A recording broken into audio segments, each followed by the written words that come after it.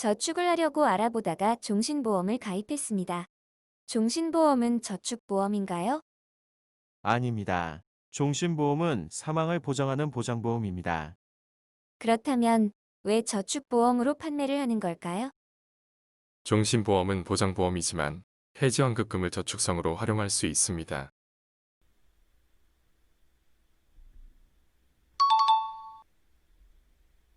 이번 주제는 많은 분들이 저축으로 오해하고 가입하는 종신보험에 대해서 이야기해 볼까 합니다. 종신보험은 기본적으로 사망을 보장하는 보장보험입니다.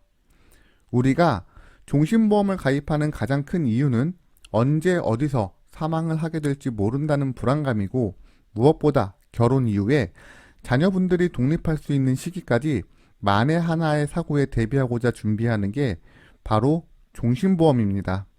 그런데 이러한 보장보험이 왜 저축처럼 둔갑을 하게 되었을까요?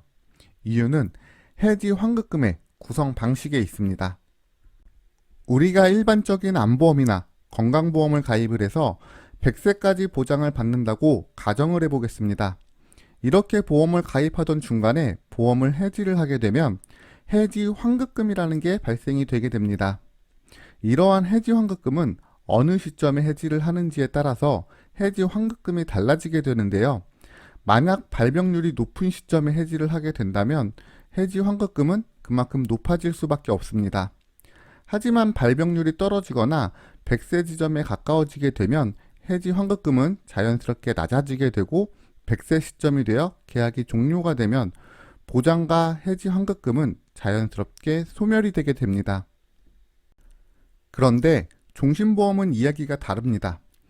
건강보험은 보장의 기간이 정해져 있지만 종신보험은 사람이 언젠가 죽어야 보장이 끝나게 됩니다.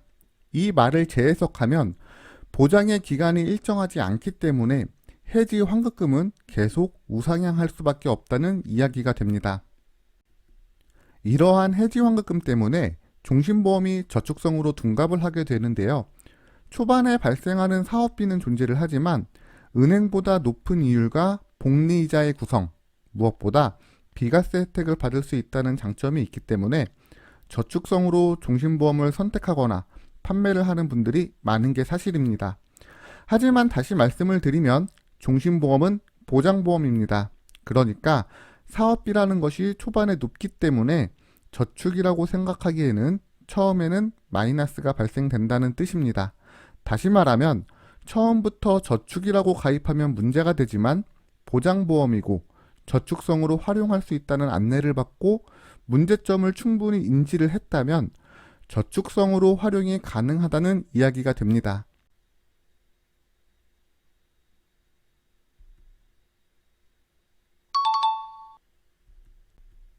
그렇다면 최근 무해지 종신보험을 어떻게 활용하는지 살펴보려고 합니다.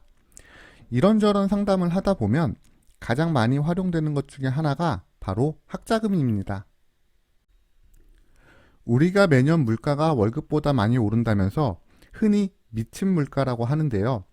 물가보다 많이 인상된 게 바로 대학 등록금이기 때문에 많은 어머님, 아버님들이 종신보험을 학자금 목적으로 많이 활용을 하고 있습니다. 그렇다면 어떻게 활용이 되는지 좀 더 자세히 살펴보려고 합니다. 가장 대표적인 게 바로 양육수당입니다. 출생 이후부터 86개월까지 양육수당이 지급이 되는데요. 대략 평균 금액을 산출을 하면 10년간 월 10만 원의 양육수당이 지급이 되기 때문에 이 금액을 가지고 저축이나 학자금 보험으로 많은 부모님들이 활용을 하고 있습니다. 그렇다면 우선 이 금액을 은행을 이용해서 학자금을 만든다고 가정을 해보겠습니다. 현재 은행의 이율이 1%도 안 되는 곳이 많지만 여유 있게 2%의 이율로 계산을 해보겠습니다. 월 10만 원의 금액을 10년간 저축을 합니다. 이렇게 되면 세금을 제하고 약 1,300만 원이 만들어지게 됩니다. 그리고 만들어진 1,300만 원을 다시 10년간 2%의 이율로 예치를 한다고 가정을 하겠습니다. 그렇다면 세금을 제외하고 원금 대비 25%의 수익률이 발생된 약 1,500만 원을 지급을 받을 수 있다는 이야기가 됩니다. 물론 지금부터 20년 후까지 은행이 2%의 이율을 제공한다는 가정을 했을 때 이야기입니다. 그렇다면 똑같은 조건으로 무해지 종신보험을 한번 활용을 해보도록 하겠습니다. 30세 여성분이 10년 동안 한 달에 10만 원을 종신보험에 납입한다고 가정하겠습니다. 납입이 끝나는 10년 차의 환급률은 114%이고 10년간 예치를 한다면 총 141%의 환급률로 1,200만 원을 납입하고 총 1,700만 원을 지급받을 수 있게 됩니다. 다시 말하면 이건 절대 저축보험이 아닙니다. 따라서 사업비와 기타 여러 가지 리스크를 충분히 안내받고 활용성에 대해 스스로 값어치가 있다고 판단이 된다면 저축성으로 활용을 해도 되지만 말장난에 속아서 절대 저축으로 오해하고 가입하는 일은 없으셨으면 좋겠습니다. 또한 무해지 종신보험이 10월 개정이 되기 때문에 이 부분도 함께 살펴보시고 합리적인 결정을 하시면 되겠습니다. 지금까지 무해지 종신보험의 활용법에 대해서 살펴봤는데요. 보험은 상담받을 비용이 필요한 게 아니라 여러분의 시간과 용기 이 두 가지가 필요한 겁니다.